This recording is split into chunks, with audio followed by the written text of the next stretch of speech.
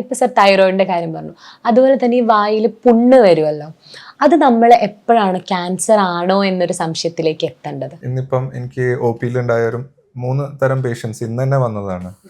അതിൽ ഒരാൾ ഒരു യങ് മെയിൽ, ആള് എപ്പോഴും ഈ ഹൻസ് വെക്കും, പക്ഷെ ഭയങ്കര പേടിയാ.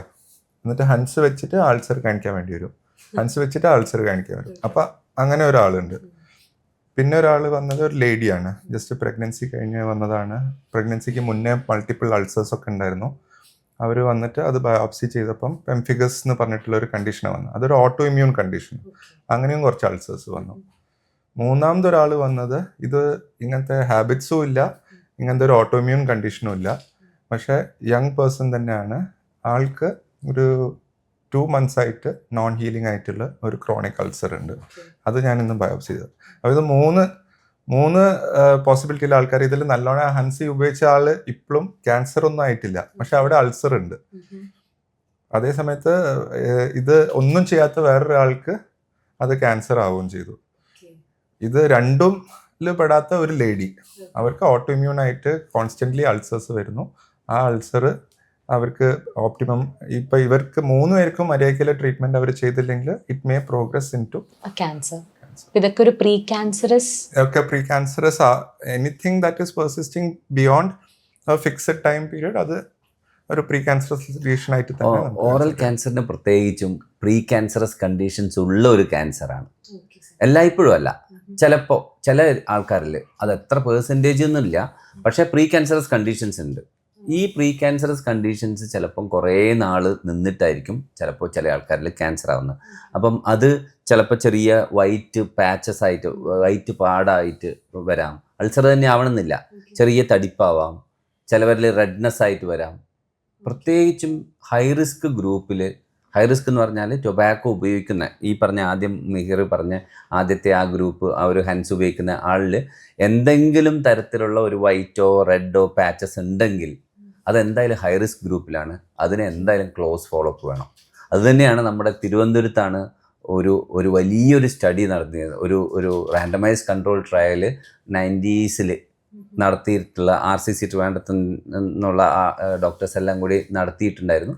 അതിലാണ് ഇത് ശരിക്കും ഈ ഹൈ റിസ്ക് ഗ്രൂപ്പിനെ നമ്മൾ ക്ലോസ് മോണിറ്റർ ചെയ്താൽ ഡെത്ത് വരെ പ്രിവെൻറ്റ് ചെയ്യാമെന്ന് കണ്ടുപിടിച്ചിട്ടുള്ളത്. അത് വേൾഡ് ഓവർ കോട്ട് ചെയ്യുന്ന, നമ്മുടെ ഇതിലൊക്കെ ജേർണലിലൊക്കെ കോട്ട് ചെയ്യുന്ന ഒരു സ്റ്റഡിയാണ്, ഒരു വലിയൊരു സ്റ്റഡിയാണ്.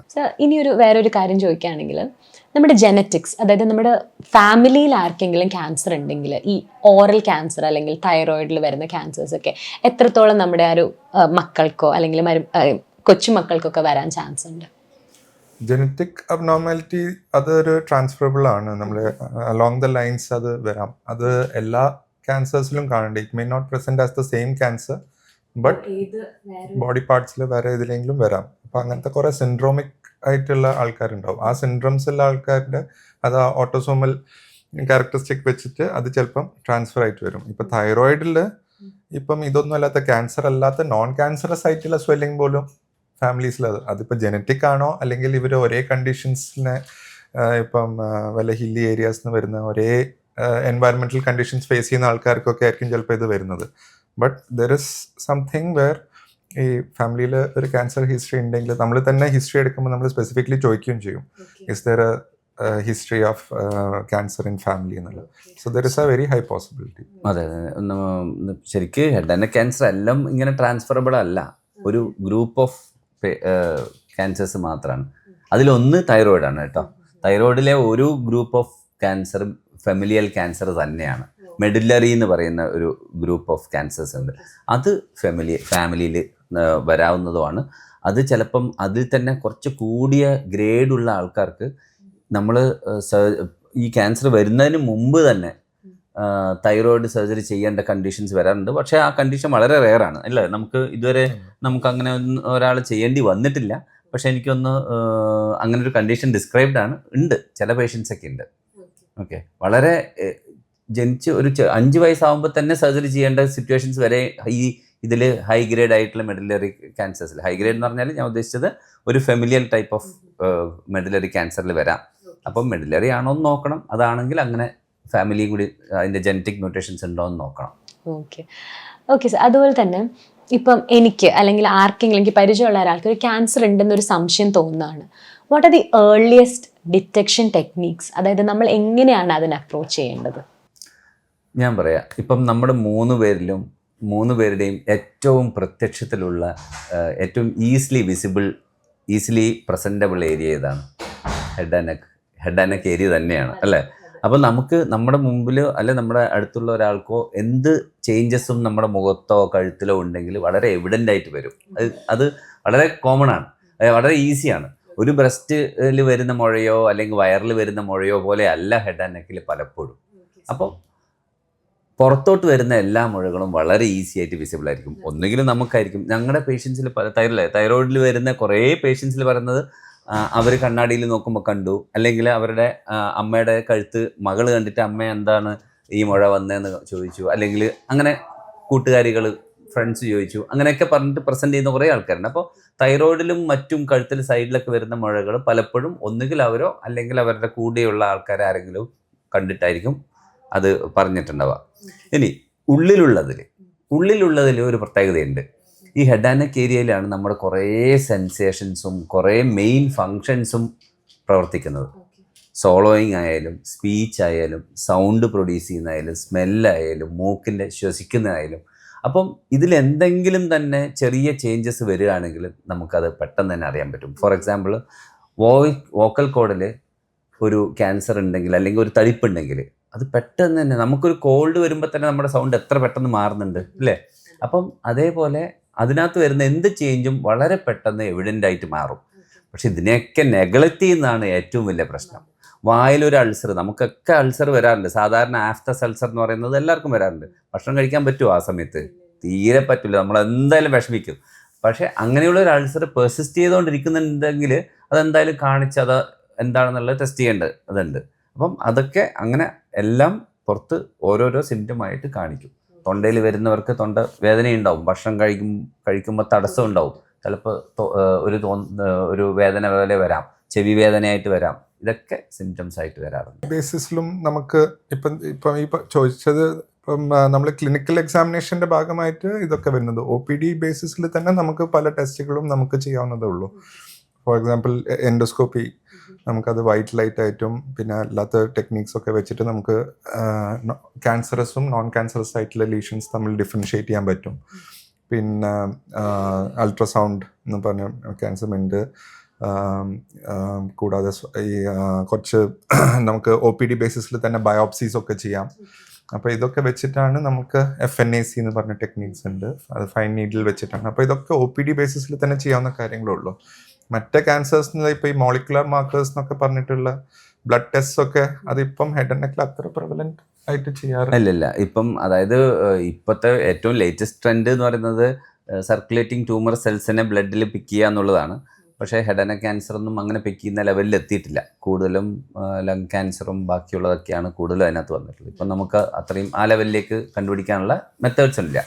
ഇതുപോലെ സിംറ്റംസ് കാണുക, അതിനെ ബേസ് ചെയ്തിട്ട് നമ്മൾ ഇൻവെസ്റ്റിഗേറ്റ് ചെയ്യുക. പക്ഷേ എല്ലാവരും നെഗ്ലക്റ്റ് ചെയ്യുന്നുണ്ട്. അതാണ് നമുക്ക് ഉള്ള ഒരു വിഷമം. കാരണം ഇത്രയും സൗകര്യങ്ങൾ ഉണ്ടായിട്ടും ആൾക്കാർ ലേറ്റ് ആയിട്ട് വരുന്നു എന്നുള്ളതാണ്. ഇപ്പം ഒരു പേഷ്യൻ്റ് നമുക്കുള്ളത്, ആൾ ഗൾഫിൽ നിൽക്കുന്നു, അയാൾക്ക് അൾസർ വായിലുണ്ട്, വെരി വെൽ എഡ്യൂക്കേറ്റഡ് ലേണഡ് ആൾ. അപ്പം ആളതും വെച്ച് കുറേ നാൾ നിന്നു. അവസാനം അവിടെ ചില ഡോക്ടേഴ്സിനെയൊക്കെ കാണിക്കുന്നുണ്ട്, പക്ഷെ അവരാരും ഇത് സജസ്റ്റ് ചെയ്യുന്നില്ല. അവിടെ വരുന്നത് എന്താ വെച്ചാൽ എക്സ്പീരിയൻസ് ഉള്ള അല്ലെങ്കിൽ ഈ കറക്റ്റ് ഉള്ള ആളുടെ അടുത്ത് പോയാൽ, നമ്മൾ ഹെഡ് ആൻഡ് നെക്ക് സർജൻസ് ഇങ്ങനെ ഉള്ള അൾസറും ഇതൊക്കെ കാണുന്നതുകൊണ്ട് നമുക്ക് ഒരു അൾസർ കാണുമ്പോൾ തന്നെ നമുക്ക് ഏകദേശം ഡൗട്ട് വരും. പക്ഷെ കാണാത്ത ഒരാൾക്ക് എപ്പോഴും അത് ചിലപ്പോൾ അവർ നെഗ്ലക്റ്റ് ചെയ്തിരിക്കാൻ സാധ്യതയുണ്ട്. അങ്ങനെ സംഭവിച്ചിട്ടുണ്ട്. അപ്പം അദ്ദേഹം ഗൾഫിൽ നിന്ന് ഒരു ഫോട്ടോ എടുത്ത് അയച്ചപ്പോൾ തന്നെ അത് കാണുമ്പോൾ തന്നെ എനിക്ക് മനസ്സിലായത് ക്യാൻസറാണ്. അപ്പോൾ ഉടനെ അടുത്ത ഫ്ലൈറ്റ് വന്നു, ഞങ്ങൾ നെക്സ്റ്റ് വീക്ക് ഞങ്ങൾ സർജറി ചെയ്തു. അങ്ങനെ പോയി. അപ്പം നമുക്ക് കറക്റ്റ് എക്സാമിനേഷന് ചെല്ലുന്നത് കറക്റ്റ് ആളുടെ അടുത്ത് പോയി, അത് എക്സ്പീരിയൻസ് ഉള്ള അടുത്ത് പോയി ചെയ്യുമ്പോഴാണ് നമുക്കത് ഫർദർ പിന്നെ വേണമെങ്കിൽ ഇൻവെസ്റ്റിഗേഷനൊക്കെ ചെയ്താൽ നമുക്ക് കണ്ടുപിടിക്കാവുന്നതേ ഉള്ളൂ. നമ്മളെ കറക്റ്റ് സ്ഥലത്തെത്തൽ തന്നെയാണ് അതിൻ്റെ ഒരു ഏറ്റവും പ്രധാനമായിട്ടുള്ള ഒരു വെച്ചാൽ, നമുക്ക് ഇപ്പം നമ്മുടെ മെഡിസിനിൽ തന്നെ പല ഏരിയാസ് ഉണ്ട്. അപ്പോൾ ഈ ഓറൽ ക്യാൻസേഴ്സ് പല ആൾക്കാരും ആയിരിക്കും ചിലപ്പോൾ കാണാം. ചിലപ്പോൾ ഒരു ജനറൽ ഫിസിഷ്യൻ ആയിരിക്കാം, ചിലപ്പോൾ ഒരു ഡെന്റിസ്റ്റ് ആയിരിക്കാം, അപ്പം നമുക്ക് ആ ഒരു റീസണബിൾ ഡൗട്ട് എപ്പോഴും മനസ്സിലുണ്ടാവണം that this may be a malignancy. അപ്പം നമുക്കൊരു ട്രീറ്റ്മെൻറ്റ് ഒരാളെ വെച്ചിട്ട് ട്രീറ്റ് ചെയ്തുകൊണ്ടിരിക്കുന്നതിൻ്റെ ഒരു ലിമിറ്റ് ഉണ്ടാവണം. You should know when it is time to refer. ഇപ്പം നോൺ നമ്മുടെ ഇതിൻ്റെ ഇംഗ്ലീഷ് മെഡിസിൻ ലേമാൻ സേ അതല്ലാത്ത ആകുമ്പം they tend to keep it for longer. അപ്പം ചില സമയത്ത് വളരെ സാറ് പറഞ്ഞ പോലെ ഈ എഡ്യൂക്കേറ്റഡ് ആൾക്കാർ ചിലപ്പം ഇങ്ങനെ ഇത് വെച്ച് അല്ലാത്ത ടെക്നീക്സ് ഒക്കെ ചെയ്തിട്ട് സാർ അന്ന് പുറത്തേക്ക് പൊട്ടി മുളച്ച് വരുന്നത് അത് ഇൻഫെക്ഷൻ ആണ്. പൊട്ടി പുറത്തേക്ക് വരുന്നത് ചിലത് നല്ലതാന്ന് പറഞ്ഞിട്ട് എപ്പോഴും പറയാറുണ്ടല്ലോ. മോഡേൺ മെഡിസിൻ അല്ലാതെ ബാക്കിയുള്ളിടത്തൊക്കെ പറയുന്നത് അതാണ്, അങ്ങനെയാണ്. അപ്പം അത് നല്ലതല്ല. പൊട്ടി മുളച്ച് വരുന്നത് അത് സ്റ്റേജ് 4 ആണ്. ഓക്കെ, അത്രയും ലെവല്. ഓക്കെ സാർ, ഇപ്പം ഈ ഇൻവെസ്റ്റിഗേഷൻസ് ഒക്കെ നമുക്ക് നെഗറ്റീവ് ആയിട്ട് കിട്ടി, ബട്ട് സ്റ്റിൽ ഈ ഒരു സിംറ്റംസോ വാർണിംഗ് സൈൻസ് ഒക്കെ പെർസിസ്റ്റ് ചെയ്യാണ്, എപ്പോഴാണ് നമ്മളൊരു സെക്കൻഡ് ഓപ്ഷൻ എടുക്കേണ്ടത്? അതായത് ഒരു പേഷ്യന്റ് എന്തെങ്കിലും ഒരു സിംറ്റം ഉണ്ട്, നമ്മൾ ടെസ്റ്റ് ചെയ്തു, അത് ക്യാൻസർ അല്ല എന്ന് നമ്മൾ പറഞ്ഞു. ഓക്കെ, അതിലൊരു കാര്യമുണ്ട്, നേരത്തെ പറഞ്ഞ പോലെ ആര് പറഞ്ഞു എന്നുള്ളത്. ഇപ്പം ചിലപ്പോൾ ഒരു പ്രൈമറി ഫിസിഷ്യൻ പറയുന്നതിൽ ഒരു എക്സ്പേർട്ട് ഒപ്പീനിയൻ എടുക്കേണ്ട ഒരു സിറ്റുവേഷനിൽ രണ്ടാമത് സെക്കൻഡ് ഒപ്പീനിയൻ ആ സമയത്ത് എക്സ്പേർട്ടിൻ്റെ ഒപ്പീനിയൻ എടുക്കേണ്ടി വരും. ഇനി അല്ലാതെ എല്ലാ സിംറ്റമും പെർസിസ്റ്റ് ചെയ്യോ പ്രോഗ്രസീവ് ആയിട്ട് ഇൻക്രീസ് ചെയ്യോ, അതായത് ദിനം പ്രതിയോ ആഴ്ച പ്രതിയോ ആയിട്ട് കൂടുന്നുണ്ടെങ്കിൽ അതെന്തായാലും അതൊരു കൺസേണിൻ്റെ ആവശ്യമുള്ള ഒരു കാര്യം തന്നെയാണ്. അപ്പം പ്രത്യേകിച്ച് നമ്മൾ കാണുന്നതിൽ ഒരു സിറ്റുവേഷൻ അതെന്താ വെച്ചാൽ ഭക്ഷണം കഴിക്കുമ്പം തടസ്സമുള്ളതാണ്. കാരണം ഉള്ളിലല്ലേ. അപ്പം ആദ്യം എല്ലാവരും വിചാരിക്കും തടസ്സം അസിഡിറ്റിയാണ്. ഇപ്പം നമ്മളടുത്ത് വന്നാലും പലപ്പോഴും നമ്മൾ ആദ്യം ചിന്തിക്കുക ഒരു അസിഡിറ്റി കൊണ്ടാണോ ഈ തടസ്സം തോന്നുന്നത്, അതും ഒരു അങ്ങനെ തോന്നാം. അത് പക്ഷേ കൂടിക്കൂടി വരുന്നുണ്ടെങ്കിൽ നമുക്ക് എന്തായാലും ഒരു ക്യാൻസറിൻ്റെ ലക്ഷണമാണ് ചിലപ്പോൾ. അപ്പോൾ അങ്ങനെയാകുമ്പോൾ നമ്മൾ ഫർദർ ഇൻവെസ്റ്റിഗേറ്റ് ചെയ്യേണ്ടി വരും. അപ്പം ഇൻക്രീസ് ചെയ്യുന്നുണ്ടെങ്കിൽ നിർബന്ധമായിട്ടും നമ്മൾ ടെസ്റ്റ് ചെയ്യണം. നമുക്കറിയാം ക്യാൻസറിന് പല സ്റ്റേജസ് ഉണ്ട്, ലെവൽസ് ഉണ്ട് എന്നൊക്കെ പറഞ്ഞിട്ടുണ്ട്, ഏർലി ലേറ്റ് ഒക്കെ.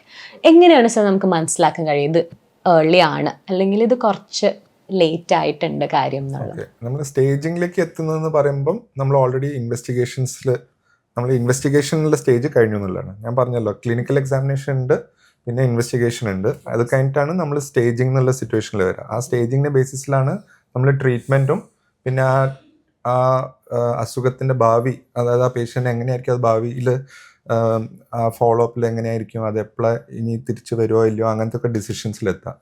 അപ്പോൾ ഈ സ്റ്റേജിലെത്തുമ്പോഴത്തേക്ക് ഇൻവെസ്റ്റിഗേഷൻസ് കഴിഞ്ഞിട്ടുണ്ടാവും.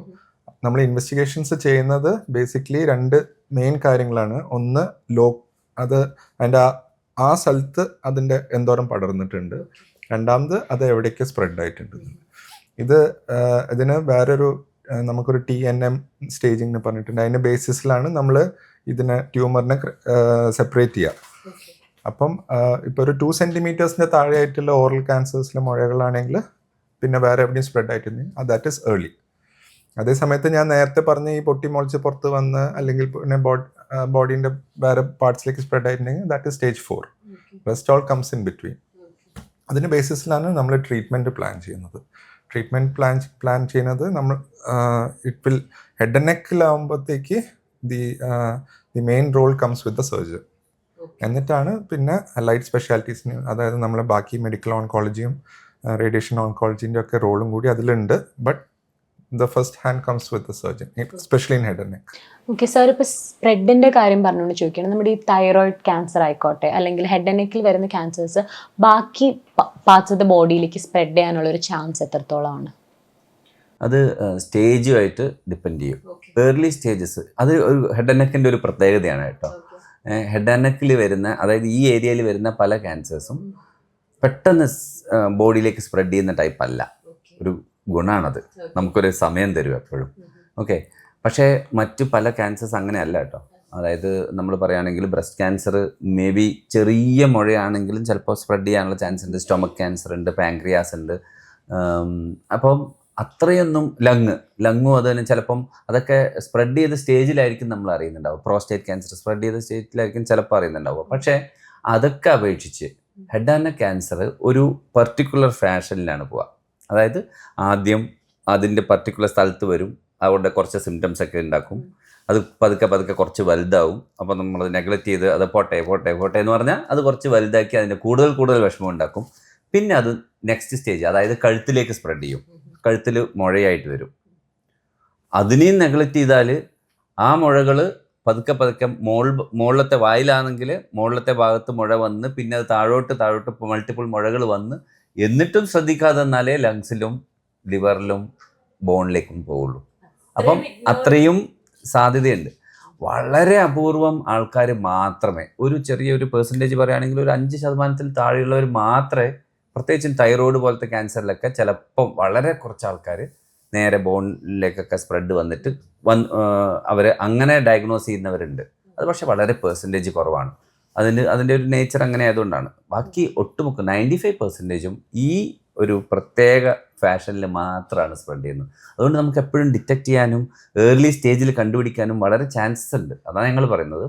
അങ്ങനെ ഏർലി കണ്ടുപിടിക്കുന്നവർക്ക് നമുക്ക് ഏർലി ചെറിയ ചികിത്സ മതി, കംപ്ലീറ്റ് ക്യൂറും പോസിബിൾ ആണ്. ഓക്കെ.